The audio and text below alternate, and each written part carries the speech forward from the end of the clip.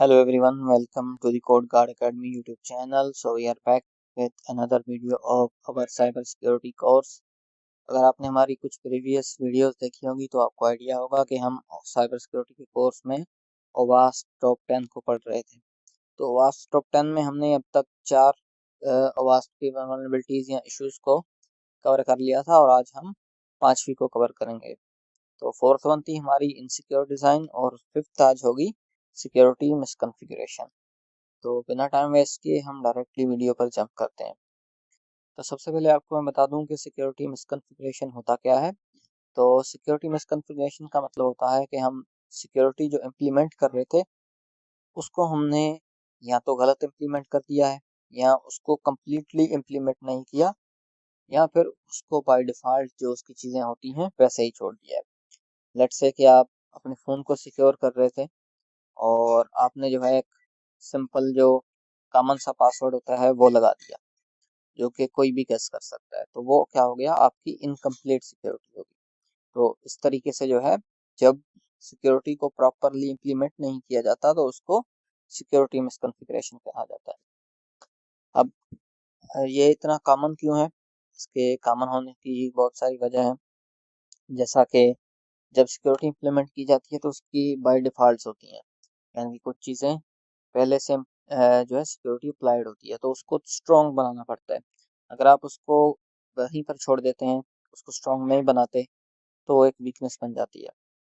और कभी कभार जो डेवलपर्स होते हैं वो समझते हैं कि हम इस चीज़ को बाद में फिक्स कर देंगे, आने वाले वक्त में देखेंगे, फिलहाल उसको इग्नोर कर देते हैं, तो इस वजह से भी ये इश्यूज पैदा होते हैं। ऑपरेशनल और जो डेवलपमेंट टीम के बीच में मिसकम्युनिकेशन की वजह से भी ये चीज़ें हो जाती हैं। और उसके अलावा क्योंकि सिक्योरिटी बहुत सारे एंड पॉइंट पर चाहिए होती है, तो जब बहुत सारे एंड पॉइंट पर सिक्योरिटी प्रोवाइड नहीं कर पाते तो तब भी ऐसे इश्यूज हो जाते हैं। अब कॉमन टाइप्स कुछ देख लेते हैं सिक्योरिटी मिसकॉन्फ़िगरेशन के कॉमन टाइप्स। सबसे पहला हमारा है डिफ़ॉल्ट क्रेडेंशियल्स। डिफ़ॉल्ट क्रेडेंशियल्स कैसे के कि आपने बाय डिफ़ॉल्ट कोई भी जब आप प्रोडक्ट खरीदते हैं, कोई किसी वेबसाइट को या किसी ऐप को यूज़ करते हैं, उसके by default credentials mostly admin admin होते हैं। तो उनको वहीं पर छोड़ देना और उसके ऊपर काम ना करना, बाद में उसको चेंज ना करना, तो इसका क्या होता है कि आपका अकाउंट टेक ओवर भी हो सकता है। या फिर दूसरा टाइप कि जब अननेसेसरी फीचर जिनकी कोई ज़रूरत ही नहीं है उनको इनेबल करके रख देना, जैसा कि डिबगिंग मोड ऑन कर दिया या कुछ एडमिन पैनल्स, वो एडमिन पैनल्स जो कि हाइड करने चाहिए थे उनको हाइड नहीं किया बल्कि ऐसे ही छोड़ दिया। जैसे क्या होता है कि अटैक सरफेस एक हैकर के लिए या अटैकर के लिए बढ़ गया, तो इसको बहुत सारी वो चीज़ें मिल रही हैं जो कि अननेसेसरी थी, तो अब उनके ऊपर उसको अटैक करना ज़्यादा इजी लगेगा। और उसके अलावा थर्ड टाइप हमारा एक्सेसिव परमिशन। एक्सेसिव परमिशन से मुराद के ओवरली जब कॉम्प्लेक्स चीज़ें कर दी जाती हैं, जैसा कि कोई चीज़ आपने रन करनी है, कोई सर्विस या कोई प्रोग्राम रन करना है, उसको आप नॉर्मल यूज़र के ऊपर भी रन कर सकते हैं। उसको एडमिन लेवल या रूट लेवल के एक्सेस की ज़रूरत नहीं है, तो उसको एडमिन लेवल या रूट लेवल एक्सेस देना ज़रूरी नहीं है तो ना दिया जाए। लेकिन अगर आप उसको हायर एक्सेस दे देते हैं तो क्या है कि अगर वो है तो कोई नॉर्मल सी चीज़, लेकिन जब उसके ऊपर कोई अटैक होगा, छोटा सा फ्लॉ उसमें पैदा हो गया, तो उसका जो इम्पैक्ट होगा वो बहुत ज़्यादा होगा कि एक नॉर्मल सी चीज़ वो एडमिन लेवल या रूट लेवल तक अपना इम्पैक्ट ले जा सकती है इससे। फिर हमारा आता है मिसिंग सिक्योरिटी हेडर्स, जैसा कि वेब में कंटेंट सिक्योरिटी पॉलिसी सीएसपी आपने पढ़ा होगा, या एचएसटीसी, जो कि किसी भी वेब को जो है मजबूर करता है कि वो अपना जब भी कनेक्शन बनाए वो सिक्योर कनेक्शन बनाए। तो अगर ऐसी चीज़ें आप नहीं लगाते तो क्या होगा कि आपने कंटेंट सिक्योरिटी पॉलिसी नहीं लगाई तो इंजेक्शन जैसी वल्नरेबिलिटीज हो सकती हैं। एचएसटीएस का इस्तेमाल नहीं किया तो एचटीटीपी ओनली वेबसाइट के साथ भी कनेक्शन बन सकता है, तो ऐसे इश्यूज हो जाते हैं जिससे एक्सप्लोइटेशन जो है वो आसान बन जाती है। और फिर आता है हमारा आउटडेटेड या डिफ़ॉल्ट सेटिंग्स, जैसा कि वीक साइफर का इस्तेमाल करना, टीएलएस या फिर ओल्ड वर्जन इस्तेमाल करना। टीएलएस क्रिप्टोग्राफी है जो कि वेब में यूज़ होती है, तो अगर आप ओल्ड उसके वर्जन हैं कुछ उनको यूज़ करोगे तो उनमें फ्लॉज पैदा होते हैं। वो क्रिप्टोग्राफी वीक होती है कि उसको ब्रेक करना थोड़ा सा एज कम्पेयर टू जो मॉडर्न है जो लेटेस्ट है वो आसान हो जाता है। तो उससे क्या होता है, आपकी जो क्रिप्टोग्राफी है वो एक डाउनग्रेड हो जाती है, जिससे ब्रेक करने का उसको रिस्क जो है वो हायर हो जाता है। अब अटैकर कैसे ये चीज़ें फाइंड कर लेते हैं, जैसा कि कोई टूल इस्तेमाल किया और वो टूल क्या करेगा, स्कैन करेगा डिफ़ॉल्ट चीज़ों के लिए डिफ़ॉल्ट, जैसा कि उसने यूज़र नेम और पासवर्ड चेक कर लिया कि मे बी एडमिन एडमिन हो, या ऐसे जो डिफ़ॉल्ट बहुत सारे पासवर्ड होते हैं वो ट्राई कर लेगा।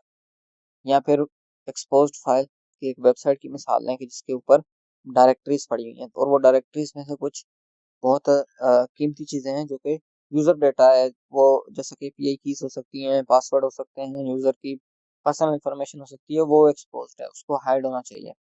तो ऐसे इश्यूज हो सकते हैं। और दूसरी चीज़, हेडर्स को चेक करते हैं कि कंटेंट सिक्योरिटी पॉलिसीज अप्लाइड है कि नहीं अप्लाइड, एचएसटीसी अप्लाइड है कि नहीं अप्लाइड, और ऐसे ही एरर्स को ट्रिगर करने की कोशिश करते हैं कि मे बी हो जाए। और पुराने एंड पॉइंट्स उनको चेक करते हैं कि शायद कोई एग्जिस्ट करता हो, और अगर एग्जिस्ट करता है तो उसको एक्सप्लॉइट करना इजी हो जाता है। तो अभी हम प्रैक्टिकल की तरफ चलते हैं, और प्रैक्टिकल में हम एक्सपोज्ड फाइल का एग्जांपल लेते हैं, जैसा कि मैंने अभी कहा कि एक्सपोज्ड फाइल, तो उसी की मिसाल लेते हैं। लेट्स से कि ये हमारे एक अटैकर का ब्राउजर है जिसपे उसने इस वेबसाइट पे, ये वाली वेबसाइट पे इंटर करना है, ठीक है।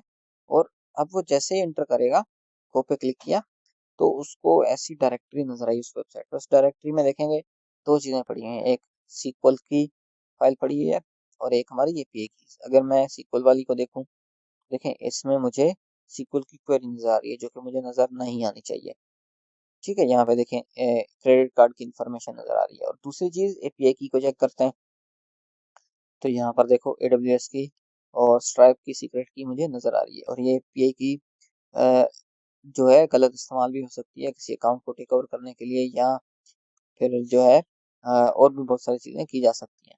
लेकिन क्या है कि ये चीज़ें अलाउड नहीं होनी चाहिए। अब अलाउड है तो इसका मतलब क्या है कि ये इशू है। तो अलाउड कैसे नहीं होनी चाहिए, कि जब भी कोई अननोन आदमी इस वेबसाइट पर, जैसा कि इस वेबसाइट पर जाएगा और गो पे क्लिक करे, तो उसको 403 यानी कि फॉरबिडन, फॉरबिडन का मतलब होता है कि नॉट अलाउड, तो उसको ये एरर दिखाई देना चाहिए, ना कि उसको उसका डेटा शो होना चाहिए। तो ये होती है सिक्योरिटी पॉलिसीज बनाना, जैसे कि जिससे कि हमारी जो है सिक्योरिटी मिसकॉन्फ़िगरेशन के इश्यूज ना हो। तो इसमें क्या किया, जस्ट एक एक्सेस कंट्रोल की हम मिसाल लेते हैं कि एक्सेस कंट्रोल लगा दिया कि इस वाली जो डायरेक्टरी पर किसी को भी जाने की परमिशन ना हो, तो अब इस पे कोई भी नहीं जा सकता और उसको 403 मिलेगा। और अगर परमिशन नहीं होती तो वहां पर कोई जा सकता था और इशू और इस डायरेक्टरी को चेक कर सकता था, जिससे पर्सनल डेटा यूजर का उसको विजिबल होता और उसका वो गलत इस्तेमाल भी कर सकता था। तो ये थी आज की हमारी वीडियो। आई होप कि आपको वीडियो अच्छी लगी होगी, और अगर आपको वीडियो अच्छी लगी तो लाइक और चैनल को सब्सक्राइब जरूर कीजिएगा। और अगर कोई क्वेरी या क्वेश्चन है तो आप कमेंट सेक्शन में बता सकते हैं। That's all for this video. Thank you so much.